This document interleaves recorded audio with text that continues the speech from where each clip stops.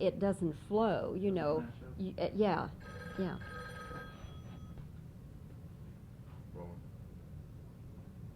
You actually prefer living at home then?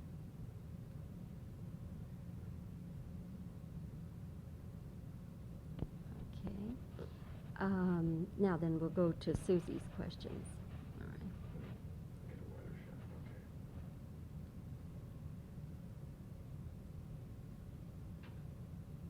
Rolling? Mm-hmm. Yeah. Susie, what did you think when you found out this fellow from New York was playing Tex?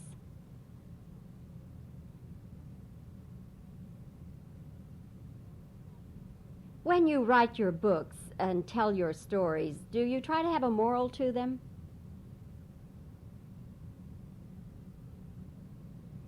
This is really a further dimension for Disney in the PG field, isn't it? Is this probably the most adult of the movies, PG movies that Disney has done?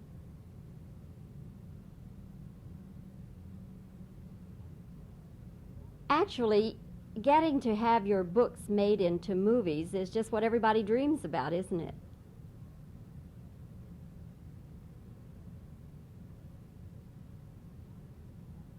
Why didn't you want your books made into movies?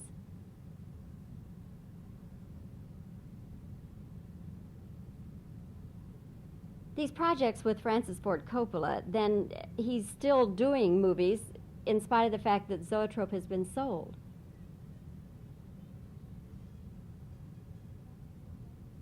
Francis Ford Coppola doesn't have trouble then getting financing and backing?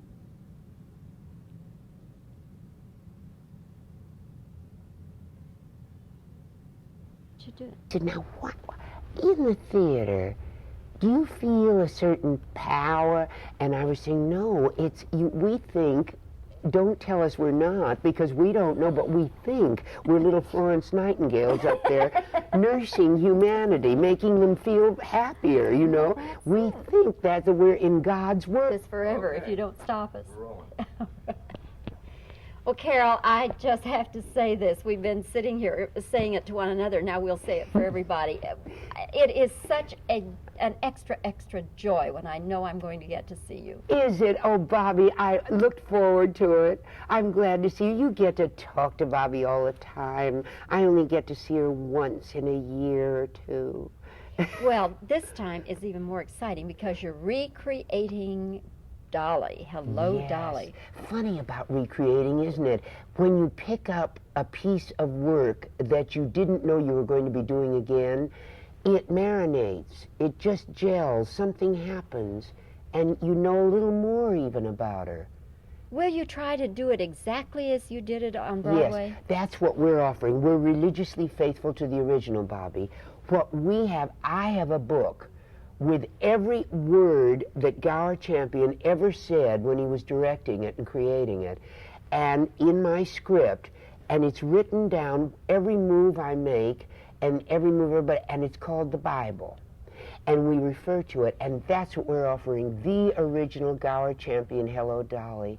And you see, there are lots and lots of Dollys, as you know, and they're all good, and they're good for all different reasons, but this is the original. This is the Gower one.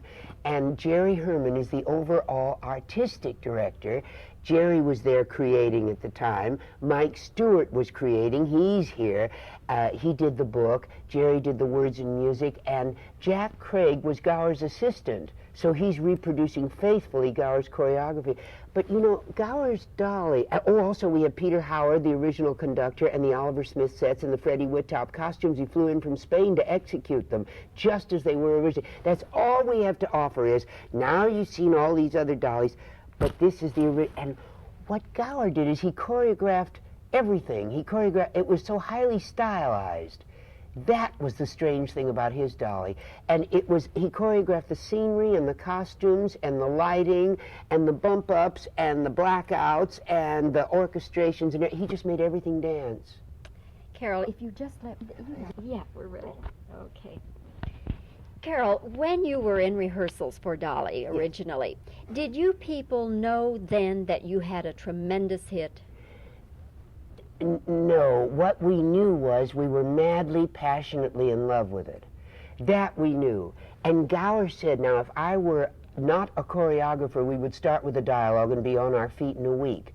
I remember that. The first day of rehearsal, Gower sat there, but he said, I'm not. I'm a choreographer. I think in terms of choreography. We will start with the Hello Dolly number, and we took 2 solid weeks on nothing but the Hello Dolly number, which is a dangerous thing to do when equity only allows you to have 7 weeks rehearsal. And we took 2 weeks on that, and from that he found the level and style of the show, and then stylized it from there on, just like that. That all of a sudden the number got bigger. He meant it to be, he said, an intimate show. And it got, he said, when he saw Carol come down that wooden stairway for the rehearsal, we knew it was going to be red. And the hat made of buckram just for rehearsal, and the train, he said, I thought, well, I can't. She's over 6 feet tall. She's too big for this little idea I had. So it just got bigger and bigger. So he hauled in the waiters, and he hauled in the cooks, and he hauled in everything else, and the Hello Dolly, and the whole musical got bigger and bigger. And we didn't stint now. What we're bringing in is just that bigness. I mean, they didn't cut one person or one piece of Oliver Smith's scenery. That's wonderful. Isn't it? Wait, Carol, almost every big show and big successful show, when you talk with the people, they say, oh, but during rehearsal we had this problem and that problem. We went out of town and we didn't think we'd ever open. Did Dolly go through that? Oh, yes. But the thing is, you see, a funny thing happens when a show starts together. I remember it with Gentlemen for Blondes. I remember it with Dolly. And wasn't I lucky? Lightning struck twice, and I got it in a bottle. You know, that doesn't happen often. We all have a peak in our lives, and I got 2 of them. And it was, but I remember, it's a funny feeling. You keep working in rehearsal, you keep working, and it was really, we had to reconstruct everything.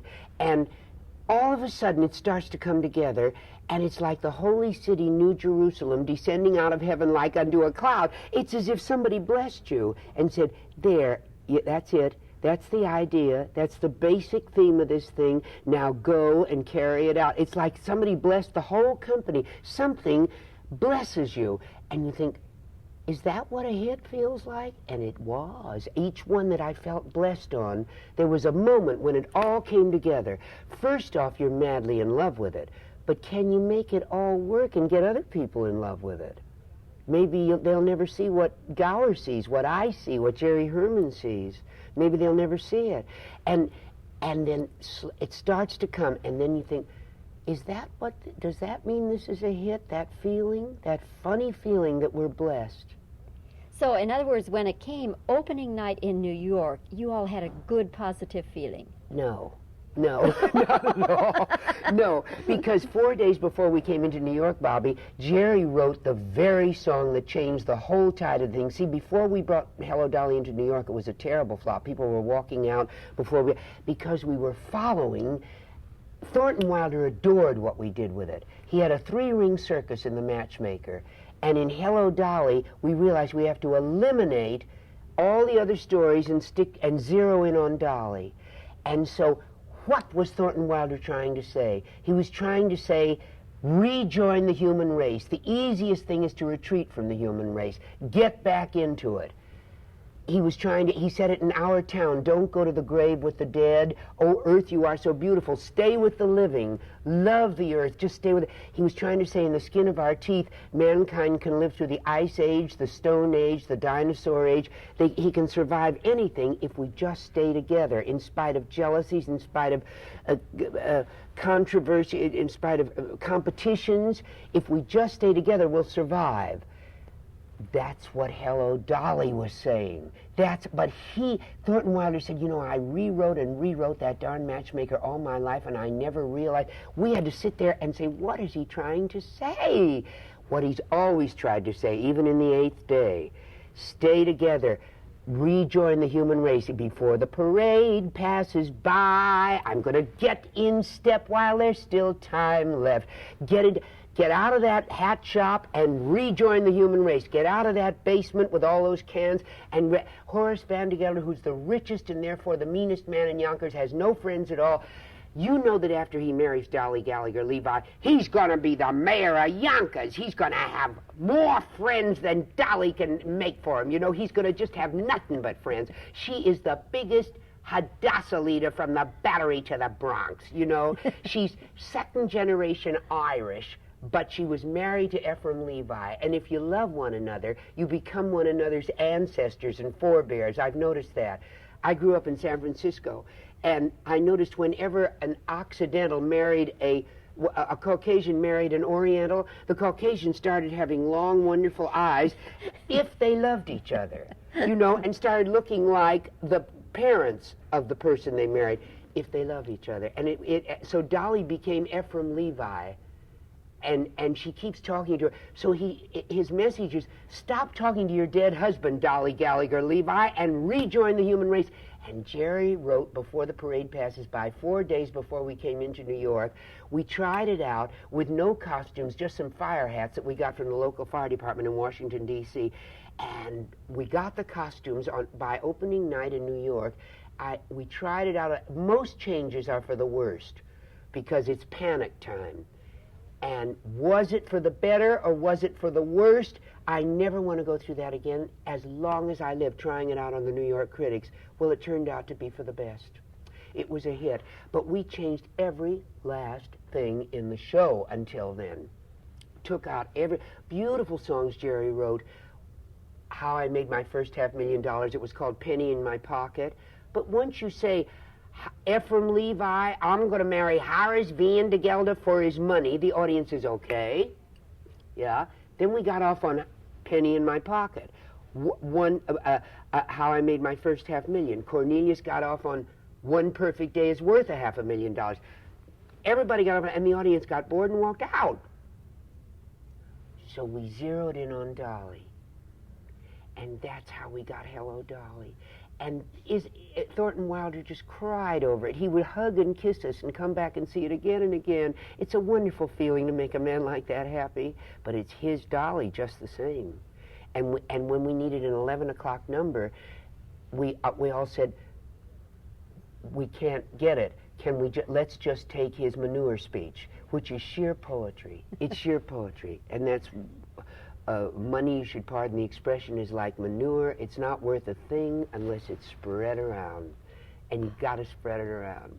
Oh, that is so wonderful. Oh, isn't it? Well, you know, it's terrible. I'm in love with this show and in love with the character of Dolly, and I suppose I always will be. And I don't know whether other people share that, and I bore them to tears, but it's our cathedral. We believe in it. We love it more than the real life. Did all of the critics give you raves in New York? Let me think. I remember Gentlemen Prefer Blondes, they certainly didn't. And I remember Anita Luce rushing to me, and she said, we're a hit. And I said, how do you know? And I said, oh, unanimous review. She said, Carol, if you ever get unanimous reviews, then you didn't make any statement at all, which I keep trying to tell myself. You have to be controversial, otherwise you didn't say anything. You have to upset some people if you thrill others. It has to upset them. It's something I keep trying to remind myself of. But really, all of us go through that. If you stir the air at all, it's going to stir the wrong way for a certain percentage of the people. But it did win, of course, so many awards. It was a hit, yes. To tell you the truth, Bobbie, I can't remember anybody that didn't call it a hit. Okay. Hello, Dolly. Well, Carol, again, lovely to see you. Congratulations that you're back here, and we can't wait for opening night. Oh, I have to tell you that now that you've asked me, it won more Tonys than any other show so far, ever, including Chorus Line. Fantastic. So I guess it was a hit. I guess so. Oh, Bobbie, it's good to see you. Oh, gee, I just love your friend. Thanks, Carol. Wasn't that long ago we did? And anyway, I wanted some of the real background and the real history of Dolly. And we didn't get to because I don't want to keep you. I know there are other people. Oh. But I know who all those people were. Charles Nelson Riley. Yes. And he wasn't a star at that. Talk about him, weren't Yeah, we? but that's all right. I can Okay. add all this in voiceover. Yes, he was. David was. And do you know, because Davy Hartman, who is about 6'7", was the head waiter. They've had to get tall Chinamen in China, and tall Japs, and tall Russians, and tall Siamese, wherever.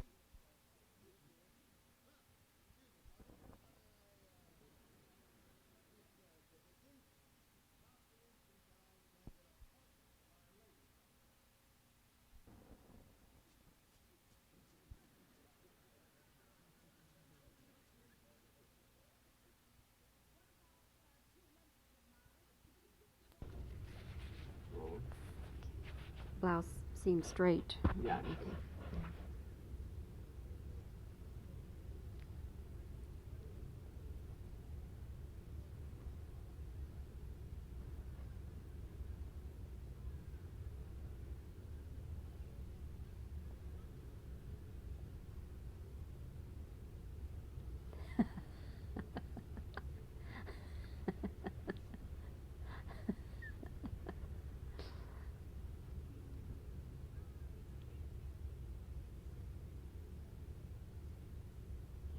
Okay, that should be.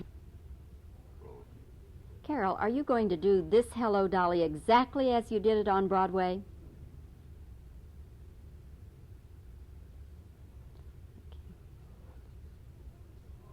Carol, when you were rehearsing Hello, Dolly, did you always think you had a hit? When Hello, Dolly was in rehearsal, did you think you had a hit then? Say that one again. Okay. When you were rehearsing Hello, Dolly, did you always think you had a hit?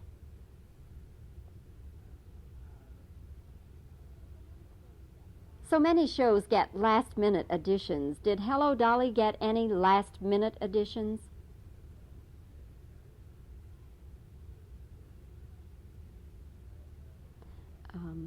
Let's see. Okay. When Hello, Dolly finally opened on Broadway, did it get all rave reviews? Did all the critics like Hello, Dolly?